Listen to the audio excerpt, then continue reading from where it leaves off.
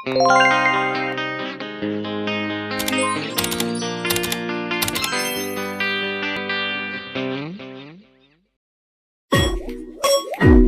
guys! So karon, ubani ko ninyo sa akong 7-day challenge para makahelp sa atong planeta. So unsa may gipaabot ninyo? Apil na! Hi guys! Mauna niya nga ako ang day 1, manilhig sa palibot. So akong gibuhat there guys, kay nanilig jud ko sa among nataran guys, no, nakita ninyo nga daghan jud kayo og sagbot. Ako jud ning gisiligan ang suksok guys, kay pagkahuman jud ay grabe jud ang sakit sa akong likod. Pero worth it gihapon guys, kay nindot man siya sa pananaw nga malimpyo ang imong nataran ug likay pud ta sa mga baha ug mga pollution.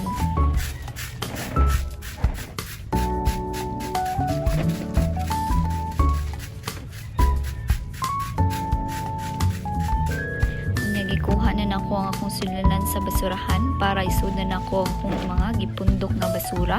Nagkinamutra ko ani guys, kaya nga ako ang daspan nalipong nako sig pangita sa daspan. Muna ako lang kinamot. Unya mao na dayon niya ang akong outcome guys sa pagpanlimpyo. Diba nice kay siya sa pananaw ug maka-fresh kaayo siya. Ayong adlaw guys, karon mo na niya ang akong day 2, ang pagtipid sa kuryente. Ang akong gibuhat diri guys, kay akong gipaw nga among duha ka suga kay buntag naman dili na siya pwede gamiton para makalasad ta sa pollution and makasave sa energy. Good morning guys, karon mao na niya nga ako ang day 3. Karon mangguna ta sa ato ang nataran. As you can see, daghan jud kay siya sagbot, no? Bisag sakit akong likod ani si ginunahay, pero nindot man siya ang outcome. Nindot ang imuhang palibot, nice kay siya pananaw, fresh air. Para mas muhimsog sa dangato ang yuta og tamnan pa ni nato sa sunod nga adlaw.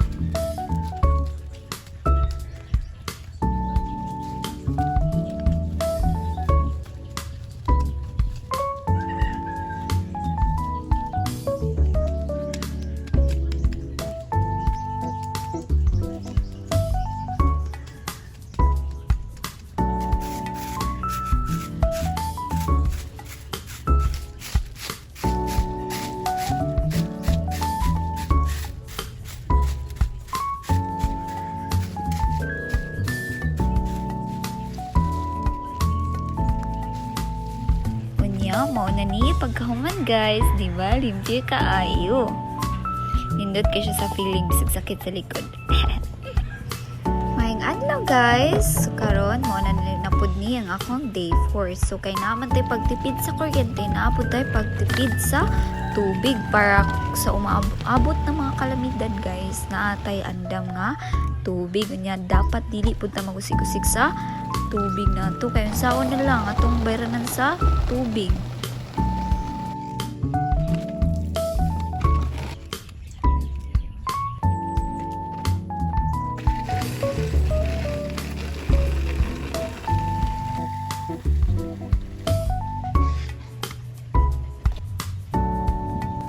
Ayong buntag guys, karon mao na niya ako ang day 5, ang sakto nga pagbulag sa basura. Ang akong gibuhat there guys, kaya akong gilain ang plastics, mga sako, and ang cartoon and mga papers para dali ra siya ma-recycle and also makalesta sa pollution.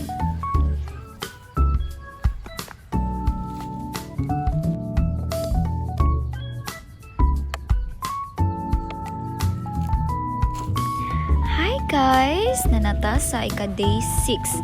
So karon ang akong gibuhat kay ang pagbubo sa tanom. So ako ning giatiman jud ang among tanom there guys, no, para mas nindot siya tan-awon ug hapsay siya tan-awon, and para mo clean pud ang atoang air, ang atoang hangin nga malanghapan, and para greener environment kunuhay.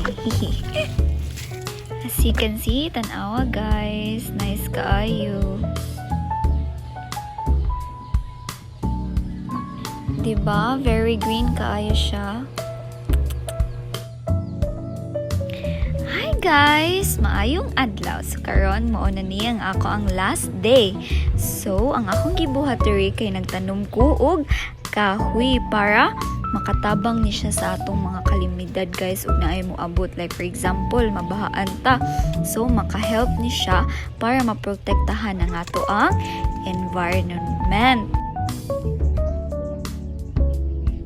Nice kayo sa feeling guys na maka-help ta sa environment bisag ginagmay lang ang ato ang nabuhat, but dako kayo ni og matabang guys sa ato ang environment.